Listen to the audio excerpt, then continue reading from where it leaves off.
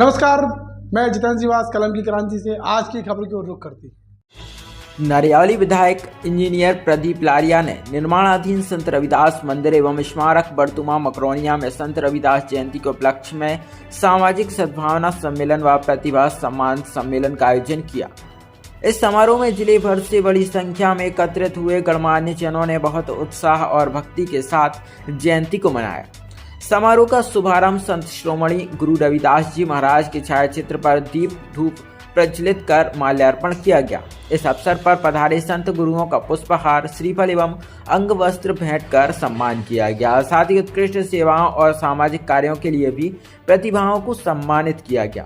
विधायक लारिया ने संत रविदास जी महाराज को नमन करते हुए अपने संबोधन में कहा कि संत श्रोमणी ने 648 वर्ष पहले अपने जीवन चरित्र के माध्यम से समूचे समाज, भारत और मानवता के लिए एक संदेश दिया कि मन चंगा तो कटौती में गंगा। उन्होंने बताया कि सच्चे अर्थों में कटौती में गंगा का अर्थ यही है कि आपको भगवान को देखने कहीं नहीं जाना। अगर आपका मन पवित्र है तो आप में ही ईश्वर का वास हो जाता है। उन्होंने कहा कि रविदास महाराज जी ने कर्म करते हुए अपने धर्म, समाज, देश के लिए स्वाभिमान का जीवन जीते हुए भक्ति की रसधारा बहाई।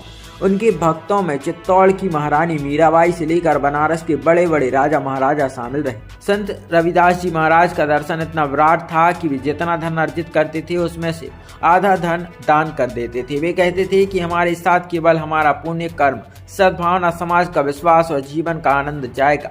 इसी उद्धत भाव के कारण उन्हें संत श्रोमणी की उपाधि दी गई। इसलिए बरतुमा में हमारी भाजपा सरकार ने संत श्रोमणी के विराट दर्शन को जन जन तक पहुंचाने के लिए 100 करोड़ की लागत से भव्य और दिव्य रविदास लोक का निर्माण करवा रही है। संत लोक में 10,000 वर्ग फीट में बन रही लाइब्रेरी के माध्यम से संत जी के भक्ति मार्ग और दार्शनिक विचारों के सभी साहित्य संकलन उपलब्ध होंगे, जो आने वाली पीढ़ी शिक्षाविदों, दार्शनिक और आध्यात्मिकता को आंदोलित करेगी। महाराज जी के जो विचार थे वो आज भी हम सबके जीवन में कहीं ना कहीं रोशनी करते हैं, प्रकाश करते हैं, और उनके विचारों को केंद्रित रखकर ही संत रविदास महाराज जी का यहाँ पर भव्य मंदिर का निर्माण हो रहा है। उन्होंने कहा था, ऐसा चाहूँ राज्य मिले सबन को अन्य, छोटे बड़े सब से रविदास रहे प्रसन्न। तो उन्होंने उस समय लगभग 650 वर्ष पहले ऐसे राज्य की कल्पना की थी कि सब समानता के साथ रहे, सबको दो वक्त का भोजन मिले, सबके जीवन में प्रकाश हो, सबका जीवन अच्छा चले। उन्होंने इस बात को भी कहा था, मन चंगा तो कटौती में गंगा। तो कुल मिलाकर उनके विचार आज भी हम सबके जीवन को प्रकाशमान कर सकते हैं, और इसलिए उनके विचारों को केंद्रित कर यहाँ पर संत रविदास जी का मंदिर का निर्माण हो रहा है।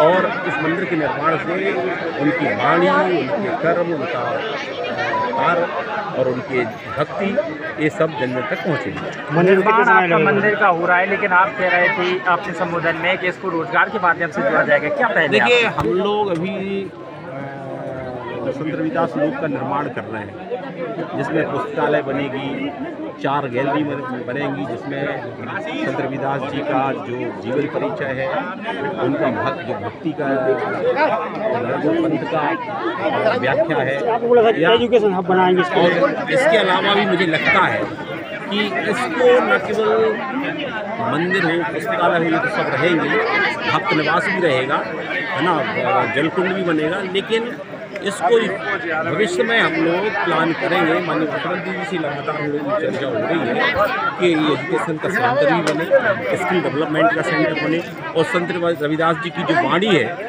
उस पर शोध का भी केंद्र बने। आपको कोई प्रदेश की बड़ी जवाबदारी दी जा रही है, इस पर क्या बोलेंगे? नहीं, अब मैं तो काम पर विश्वास रखता हूँ, है ना, जो सामने काम होता है उसको करता हूँ। आपका नाम चल रहा है? देखिए, मैंने कभी किसी चीज़ के पीछे नहीं पड़ा। पार्टी जब चाहेगी, जैसा चाहेगी, तो जिस काम के लिए चाहेगी उसके लिए मैं तैयार हूँ। मंदिर कितना समय लगेगा निर्माण के लिए? लगभग इस साल के अंत तक इस मंदिर के भव्य लोकार्पण हम लोग माननीय प्रधानमंत्री जी की उपस्थिति में ऐसी आशा करते हैं होगा। ठीक सर, इतना बड़ा मंदिर बन रहा है, लेकिन यहाँ पर 17 उसमें शराब बंद हो गई है, तो क्या इस क्षेत्र में भी शराब बंद? देखिए, इसको वैसे तो संत रविदास महाराज जी ने मांस मदिरा के सेवन को निषेध किया है। लोगों में ये प्रेरणा आना चाहिए।